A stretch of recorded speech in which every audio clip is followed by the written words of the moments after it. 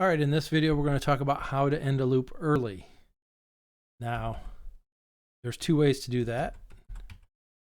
One is the break statement, and the other one is the continue statement, and we'll talk about their differences in a second. So break or continue are the two things we're going to talk about. And I will admit, I think there's some debate. I'm one of those people who believes that if you need to use break or continue, you probably didn't construct your loop as well as you could have, or there might be a better way to do things. However, you still need to know that break and continue exist because sometimes they're the easiest answer to what you might have. So I believe often there's a better way to write your program if you have to use a break or continue. But we're going to talk about them nonetheless. So first thing I'm going to do is I'm going to write a for loop. In the three parts of a for loop, we have to initialize a variable. So we'll say I equals 0. We need a condition. We'll say as long as I is less than or equal to 20. And we'll count up by ones. Okay, so there's our three parts of our for loop. And we'll put in a loop body here. And let's do something. We'll just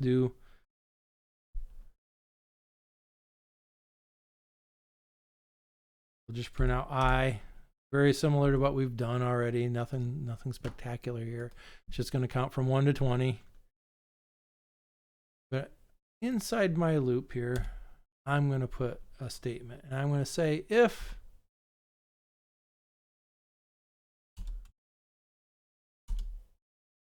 and I'll put my condition for my if I equals 7.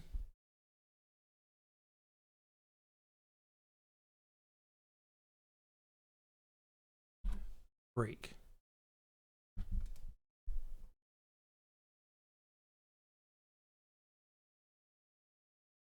And the cardinal mistake of not using double equals. If I equals 7, then break. That's going to say it's going to break us out of the loop. So watch what happens. All of a sudden we get to 7. The break command said, hey, end this loop right now. Kind of like pulling the ejection seat handle. We're going to count to 20, but we get to 7 and decide to pull the ejection seat, and it spits us out of the rocket. And we're no longer going to space. We're not going to 20. We stopped at 7.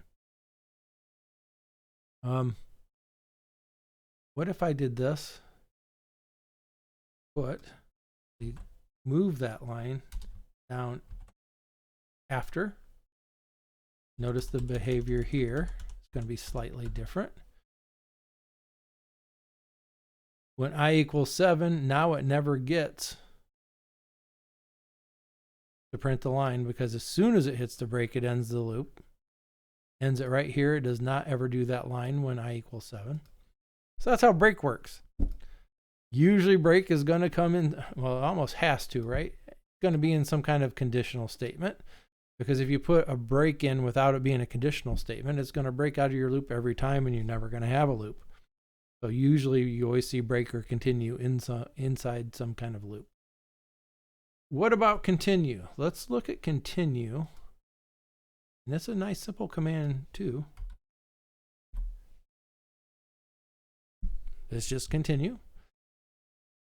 And let's see what happens. So I put continue and what happened? I got 0, 1, 2, 3, 4, 5, 6, 8. There's no 7. So how did continue work? Well, when I was equal to 7, we said continue. That immediately broke out of this iteration of the loop. So we did not run the print line statement, but the loop still repeated. So we only broke out of the single iteration. We did not run the rest of the loop. And then we went back up and I got incremented and we went to the next number. So break ends the loop completely. Continue ends that iteration of the loop.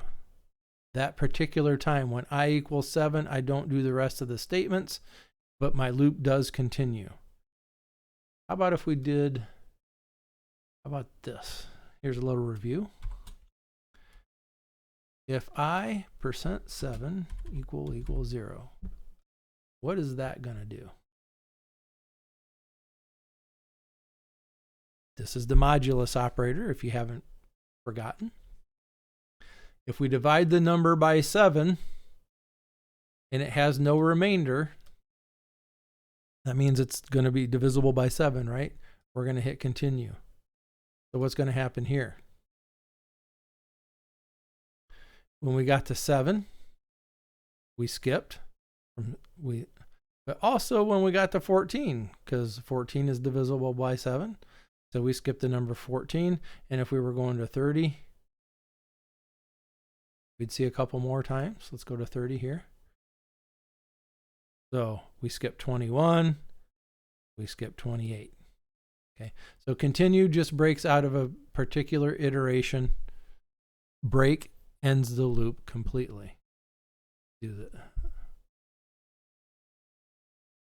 And that's it for this week's lessons.